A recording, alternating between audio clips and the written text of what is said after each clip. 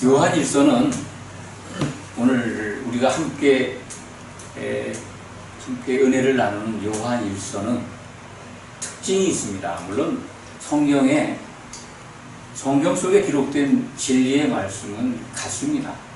그런데 이 성경의 어떤 그 책마다 요한일서, 요한삼서 또는 구약의 창세기, 출애굽기 또 여러 가지 이 책들마다 그 지향하는 테마가 있죠.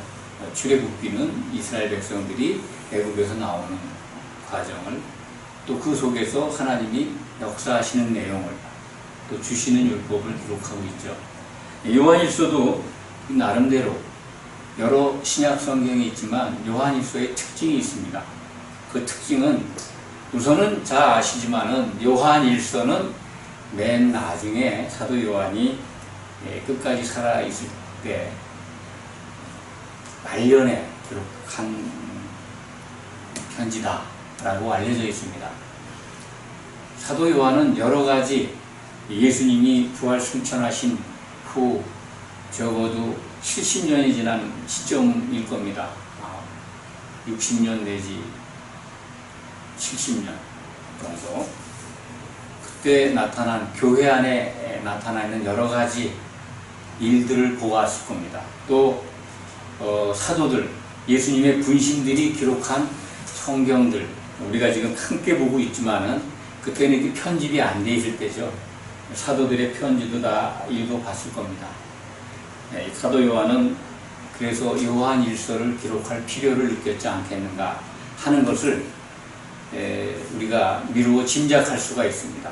그래서 요한일서를, 특히 오늘 5장의 말씀을 우리가 보면서 하나님이 사도 요한을 통해서 어떤 말씀을 주고자 원하셨는가, 이 요한일서가 성경으로 기록되게 한 의도가 뭔가 하는 것을 우리가 먼저 생각해야 합니다.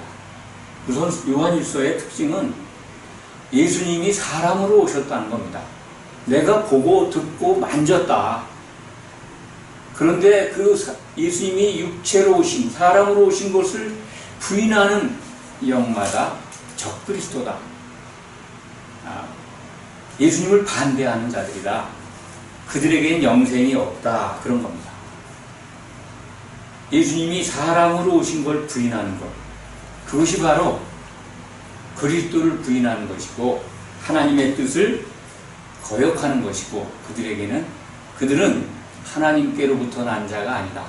그들에게 영생이 없다. 두 번째 특징은 끊임없이 예수님이 사도들에게 주신 새 계명을 강조하고 있습니다. 요한일서에 전체적으로 흐르는 이 말씀은 새 계명을 제시하고 있습니다. 새 계명만이 하나님의 온전하신 뜻을 바라보는 것이고 영생에 이르는 것이다. 온전한 구원에 이르는 것이다. 세상을 이기는 것이다. 라고 지금 결론을 맺고 있습니다. 오늘 말씀은 세상을 이기는 자가 누구냐? 하나님의 그 아들, 예수 그리스도께서 하나님의 그 아들이심을 믿는 자가 아니냐? 그 믿음은 바로 우리의 믿음이다. 세상을 이기는 승리는 이것이니 우리의 믿음이다. 우리, 사도 요한이 우리 할 때는 사도들, 그리고 이 편지를 보고 성도로서 예수님을 바라보는 자들이 포함되겠죠. 그들이 가진 믿음이 세상을 이기는 믿음이다. 그러면 세상이라는 게 여기서 우리가 이겨야 될 대상으로 제시되어 있는데, 세상에 대해서는 여러분이 잘 아실 겁니다. 세상을 뭐라고 우리는 성경을 통해서 배워오고 있습니까? 어둠. 세상은 어둠이죠. 세상은 어둠인데, 세상이 본질적으로 세상이 무엇입니까? 세상을 이기는 자가 아니면 세상을 이길 수 있는 이 힘이 뭐냐? 예수 그리스도께서 하나님의 그 아들, 그는 이제 우리말 성경에 그가 정관사가 빠져 있는데요. 그 붙어야 됩니다. 그 아들임을 믿는 자가 아니면 누구냐? 세상은 어둠이고 마귀에 처한 곳이죠. 마귀의 권세하에 있는 게 세상입니다. 그런데 세상을 이기는 자가 누구냐? 바로 예수 그리스도께서 하나님의 그 아들이심을 믿는 자가 아니냐, 이런 말씀이죠. 하나님의 그 아들은 어떤 아들일까요? 독생자로 오신 예수님, 사람으로 오셨다 하는 것도 이 말씀에 포함되어 있습니다. 사람으로 오셔서 그분이 죽고 부활하셔서 하나님의 장자, 맏아들, 성경은 맏아들이라고, 장자라고 표현합니다. 그리고 처음 나신이라고 표현합니다.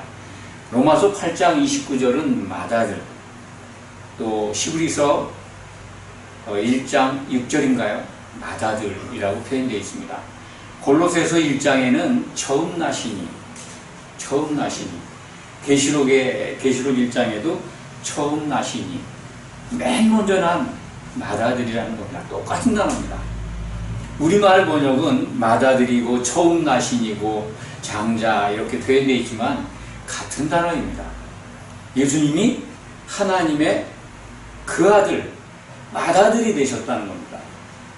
그래서 그분을 바라보고 그분의 믿음을 받아들인 자들이 세상을 이긴다. 왜 이길까요? 성경적으로 모든 것을 풀어가야 합니다. 어떻게 세상을 우리가 이깁니까? 예수 믿는다고. 성경대로 우리는 말씀을 받아들여야 합니다. 예수님이 제자들에게 십자가를 지시기 전에 바로 직전이죠. 요한복음 15장인가요? 16장인가요? 내가 너희에게 평안을 준다. 담대하라. 내가 세상을 이겼노라. 세상을 이겼다는 겁니다. 뭘 이겨요? 이기실 거죠. 그 순간에는 사망 권세를 이기신다는 겁니다. 사망 권세를 십자가에서 이기시고 부활하셨잖아요. 부활 승천하셨습니다. 그것이 세상을 이긴 증거입니다. 그것을 바라보고 믿는 자들이 십자가에서 이루신 예수님의 그 믿음을 바라본 우리들이 세상을 이기는 자, 곧 쉽게 말씀드리면 사망 권세를 이기고 부활한다는 겁니다. 영생이 있다는 겁니다. 죽지 않는다는 거죠. 죽지 않는 길, 영생하는 길, 세상을 이기는 길, 그것이 바로 예수께서 하나님의 그 아들, 맏아들 되신 예수 그리스도, 그분을 믿는 믿음이라는 겁니다. 명확하게 마음속에, 머릿속에, 생각 속에, 그리고 마음의 심판 속에, 마음판에 그것을 입력해 놓으시기 바랍니다. 세상을 이겼노라. 그것은 지금 보니까 요한복음 16장 33절에 기록이 되어 있습니다. 이제 세상을 이겨야 될 대상이 무엇이고, 이기는 것이 무엇이고, 그 이기는 방법, 이기는 길이 어디에 있는지를 말씀드렸습니다. 그렇다면 성경을 처음부터 적어도 창세기부터 요한일서 끝까지 좀 더 자세히 읽어본 사람이라면, 내가 정말 예수를 믿고 이기는 자가 되어야 되겠다는 마음이 일어날 겁니다. 안 그렇습니까? 성경을 좀 끝까지 읽어보신다면, 내가 이기는 자가 되어야 되겠구나. 이기는 자라는 표현이요, 성경에 9번 정도 나옵니다. 오늘 본문과 본문의 요한일서에 나왔고, 요한계시록에 7교회에 주시는 말씀 가운데서 7교회의 교회마다 다 이기는 자는 이것을 내가 주겠다. 라고 하는 예수님의 말씀이 있습니다. 이기는 자는 7교회 다 7번 나옵니다. 이 요한일서에 한 번 나오고, 그리고 성경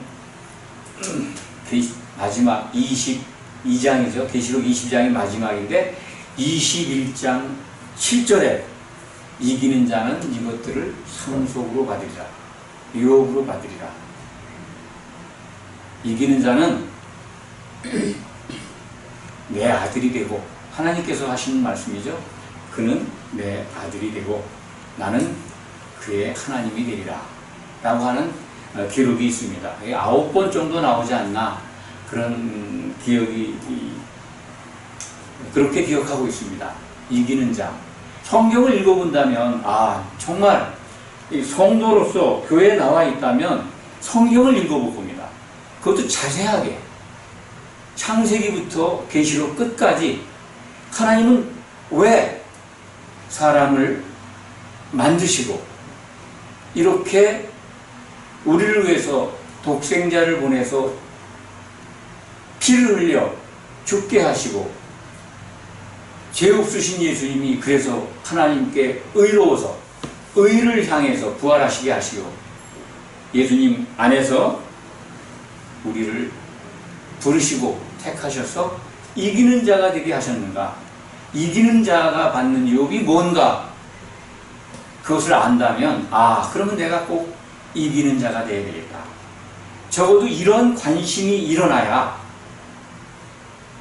하나님께로부터 난 자입니다. 오늘 요한일서에 보면은 하나님께로 난 자라는 표현이 여러 번 나옵니다. 하나님께로 난 자, 하나님께 속한 자. 여러분은 하나님께 속하셨습니까?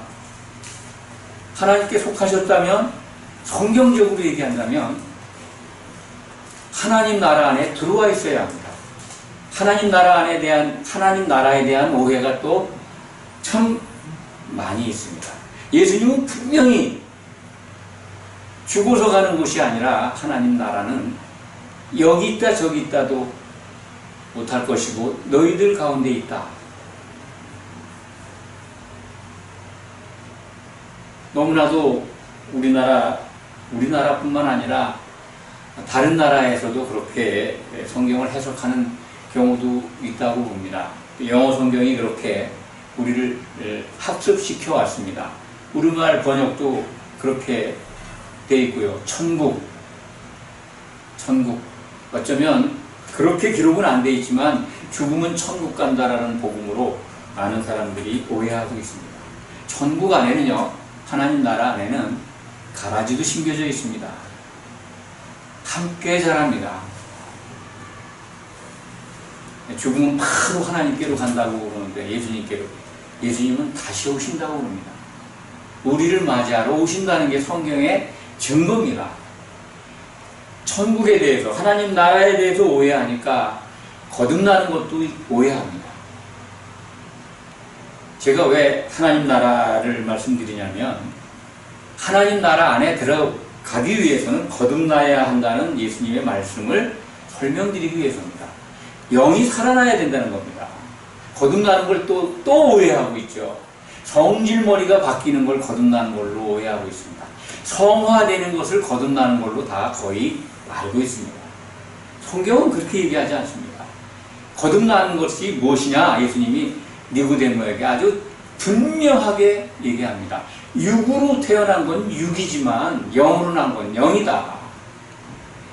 다시 태어나야 될 게 영이다 라고 하는 겁니다. 영이 살아나야 된다는 겁니다. 그게 거듭나는 겁니다. 영이 살아난 자의 특징은, 영이 살아나면 영이 배고프겠죠. 그렇지 않습니까? 갓난아이가 태어나면 울기부터 하잖아요. 태어나면 울잖아요. 배가 고파서. 뭔가 새로운 환경이기 때문이기도 하지만은, 영이 가난한 자는 천국이, 하나님의 나라가 저희 것입니다. 오기인나니, 그게 마태복음 5장 5절 산상수훈에서 예수님이 하신 말씀입니다. 거듭난, 영이 태어난 자는 영이 배고파서 하나님의 말씀을 본다는 거예요. 배가 고파서. 하나님의 말씀을, 영의 양식이 하나님의 말씀인데 뭘로 충족하겠습니까? 영이 살아난 자는 이 성경이 배가 고파요. 성경 먹고 싶어서. 저는 그 과정을 겪었습니다.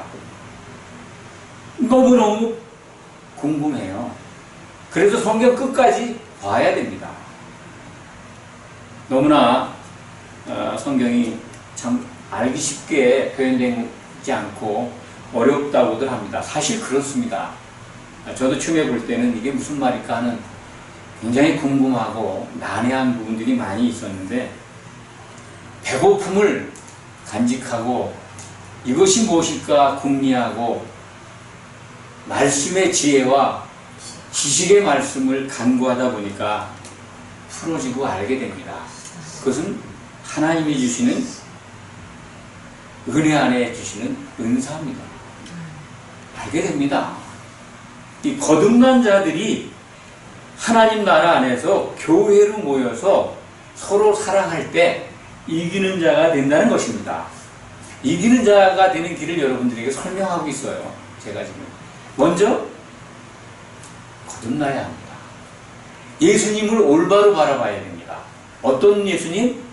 십자가에서 죽고 부활하셔서 하나님의 맏아들 되신 그분을 바라보는 겁니다. 그래야 내가 예수님이 하나님의 맏아들인 것을, 그분이 사망 권세를 이기고 부활하신 그분임을 믿되 그 안에 거할 때 나도 부활한다는 걸 믿는 거 아닙니까? 그래야 사망 권세를 이기고 세상을 이기고 이기는 자가 되는 거죠. 예수님이 이루신 믿음, 그것입니다. 십자가에서 이루신 믿음. 성경은 히브리서 12장 2절에 믿음에 대해서 설명하고 있습니다. 예수님이 믿음의 창시자라는 겁니다. 믿음의 종결자, 완성자라고 표현되어 있습니다. 우리말 번역은 믿음의 주여 온전케 하시는 예수를 바라보자, 그렇게 되어 있습니다. 히브리서 12장 2절에. 그 원문의 표현대로 빌린다면 믿음의 창시자여 종결자, 완성자이신 예수를 바라보자. 믿음이 예수님 오시기 전까지는요, 좀 어색한 표현인지 모르지만 아브라함의 믿음 안에 있던 겁니다. 유대인들, 하나님의 말씀을 받은 자들. 근데 그때까지, 예수님이 오실 때까지 율법 안에 갇혀 있었죠. 근데 믿음이 오기까지라는 표현이 있습니다. 갈라디아서에 나오는데, 믿음이 오기까지 그렇게 가두어 두신 것이다. 믿음이 누구로부터 왔습니까? 예수님으로부터 온 겁니다. 믿음이 와서 이제 그리스도의 믿음이 온 겁니다. 그 믿음을 받아들인, 그 믿음을 믿는 우리가 이기는 자가 된다고 하는 것. 그 내용이 뭡니까? 하나님의 바로 그 아들임을 믿는 겁니다. 죽고 부활하셔서 맏아들 되신. 그래서 우리를 형제라 부르시고 교회로 우리를 모아서 우리로 하여금 그분 안에서 하나 되게 하시는 예수 그리스도의 구속의 은혜, 그거 안에 들어가면 이기는 자가 된다는 것입니다. 전에도 말씀을 많이 드렸습니다. 성령은 하나 되게 하는 분이라고. 보혜사 성령을 보내주신 목적이 여러 가지 있겠습니다만 가장 큰 것은 하나 되게 하시는 겁니다. 우리 몸이 다 각자 살을 가지고 있는데 어떻게 하나 됩니까? 쉽게 말하면 마음이 하나 되는 것이고, 좀 더 정확하게 말씀드리면 우리들의 모든 혼적인 생각이 인간 중심의 것이 제거되고 예수님의 생각과 뜻으로 하나 되는 것입니다.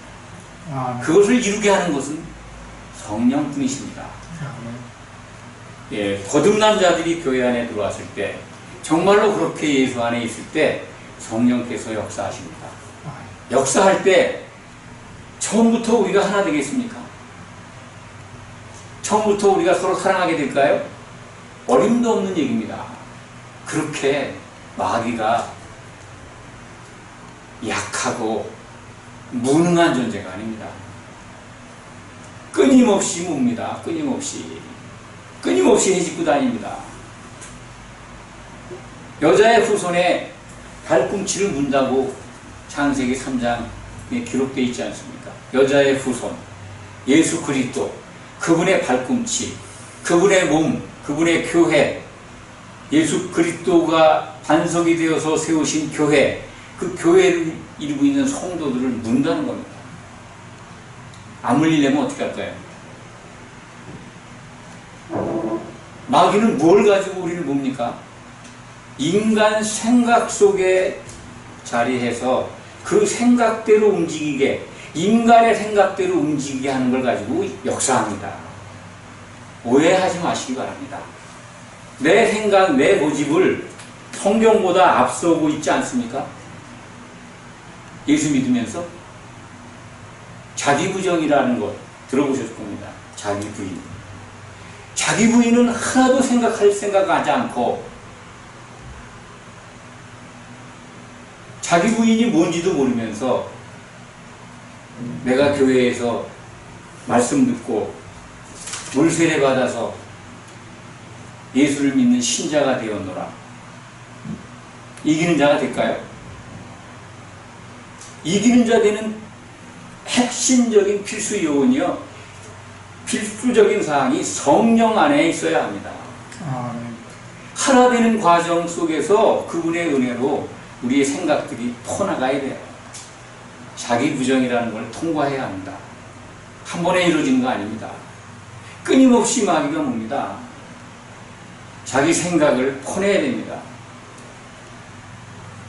예수님의 생각은 인풋, 내 생각은 아웃풋. 이렇게 얘기하니까 일본 가서 일본 성도들이 금방 알아듣더라고요. 한국말은 못 알아듣지만 영어로 인풋, 아웃풋 하니까.